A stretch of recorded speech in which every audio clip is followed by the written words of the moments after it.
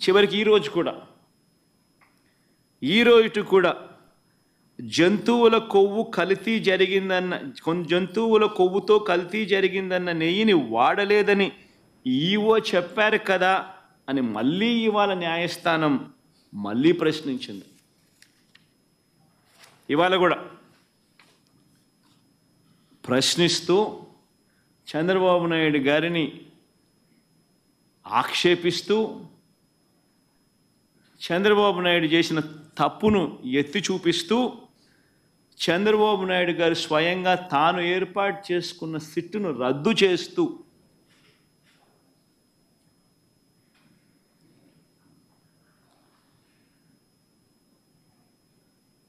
Supreme court స్వయంగా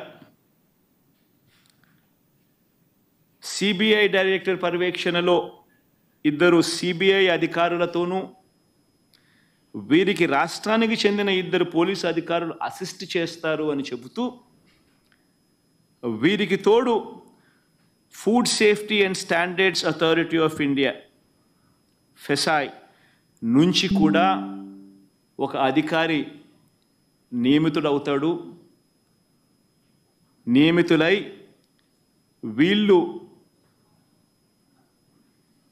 వీళ్ళు లడ్డూకు సంబంధించిన విషయం మీద వీళ్ళు నివేదిక ఇస్తారు అని చెప్పడం జరిగింది. నేను అడుగుతా ఉన్నా, ఇంతగా సుప్రీంకోర్టు ఆక్షేపిస్తే ఇదే పెద్ద మనిషి చంద్రబాబు నాయుడు గారు అనే వ్యక్తికి ఏమాత్రమైనా కూడా దేవుడి మీద భక్తి భయము ఏమాత్రం ఉన్నా కూడా తప్పు చేసినట్టుగా కనిపిస్తూ ఉన్నా కూడా మొట్టమొదటి తాను చేయాల్సింది ప్రజలకు భక్తులకు క్షమాపణ చెప్పడం, తిరుమలలో స్వామివారిని వేడుకోవడం, తప్పు చేశాను స్వామి క్షమించండి అని చెప్పి. అవేవి కూడా చేయకపోగా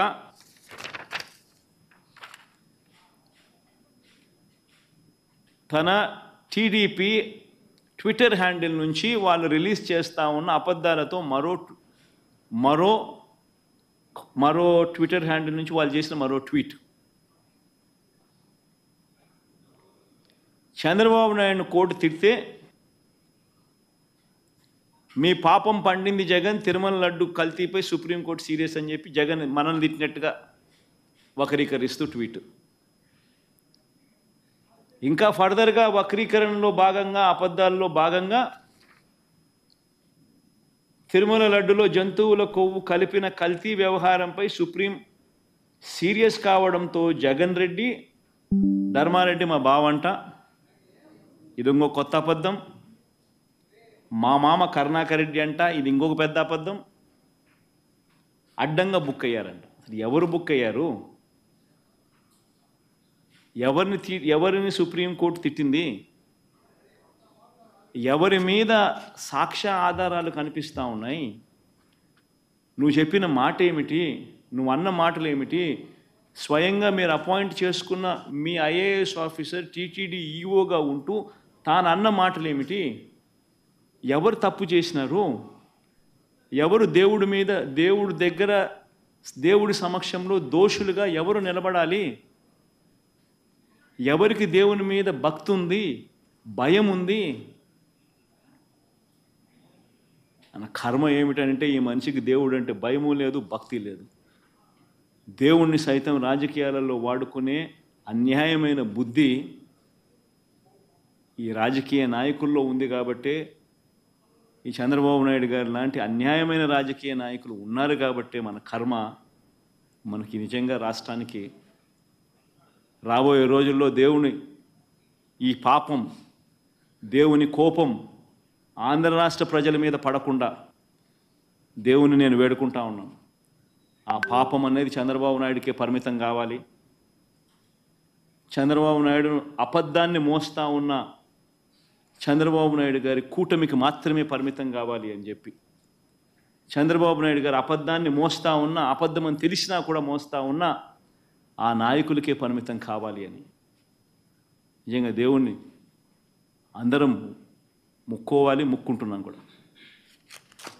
సుప్రీంకోర్టు వేసిన ఈ కేసులో రాష్ట్ర ప్రభుత్వం నుంచి ఇతర అధికారులు ఉన్నారని చెప్పారు. అంటే వాదనలు ఎక్కడి నుంచి అంటే ఆ విచారణ నిష్పక్షపాతంగా జరిగితే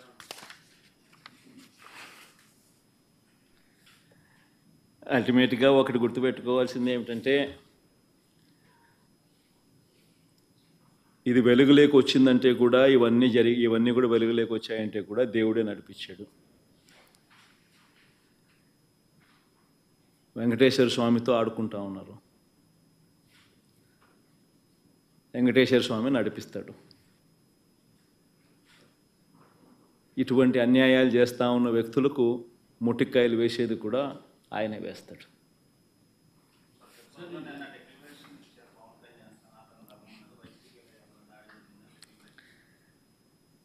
సనాతన ధర్మం అంటే ఈ మనిషికి తెలుసా? ఫస్ట్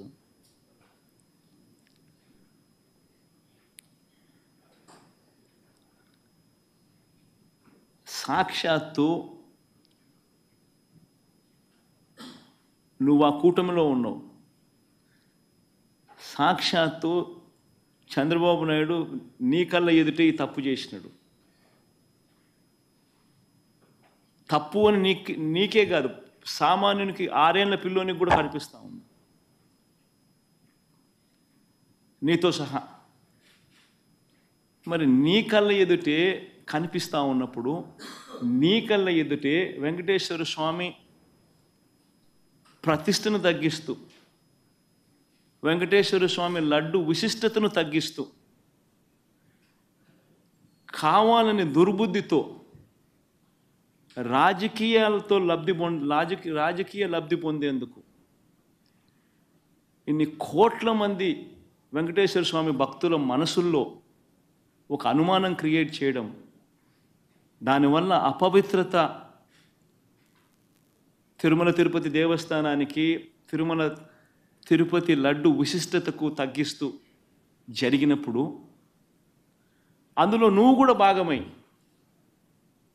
నువ్వు కూడా అది అబద్ధం అని తెలిసి, నువ్వు కూడా ఆ అబద్ధానికి రెక్కలు కట్టి, నువ్వు కూడా అదే దుష్ప్రచారాన్ని చేయడంలో నువ్వే అడుగులు ముందుకు వేస్తూ ఉన్నప్పుడు, ఎక్కడ సనాతన ధర్మం గురించి నువ్వు మాట్లాడతావు? కరెక్టేనా మనం చేసేది?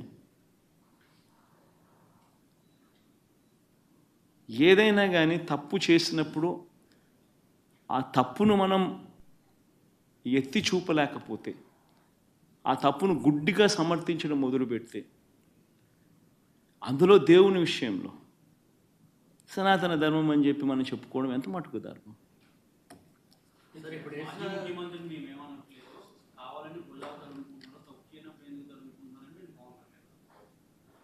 తప్పు చేయలేదు కాబట్టే గట్టిగా ఇవన్నీ ఆధారాలతో సహా చూపిస్తూ ఉన్నారు. నేను చెప్పినట్టు కాదు, చంద్రబాబు నాయుడు మాట్లాడిన మాటలు స్వయంగా వాళ్ళ టీటీడీ ఈవో మాట్లాడిన మాటలే ప్లే చేస్తాను. తిరుమల తిరుపతి దేవస్థానంలో దశాబ్దాలుగా ఉన్న ప్రాక్టీస్ ఏదైతే ఉందో ఆ ప్రాక్టీస్ను చూపించాము. ఒక రోబస్ట్ ప్రక్రియ తిరుమల తిరుపతి దేవస్థానంలో ఉంది అన్నది మనం గొప్పగా చెప్పుకోవాల్సింది పోయి, మన లడ్డు విశిష్టతను మనం గొప్పగా చెప్పుకోవాల్సింది పోయి, మనంతటి మనమే మన గుడిని, మన స్వామివారిని, మన లడ్డు విశిష్టతను మనమే తగ్గించుకుంటూ మనమే మాట్లాడడం, ఒకవైపున మాటలన్నీ మాట్లాడుతూ మనమే సనాతన ధర్మం అనడం ఏ రకంగా ధర్మం అది?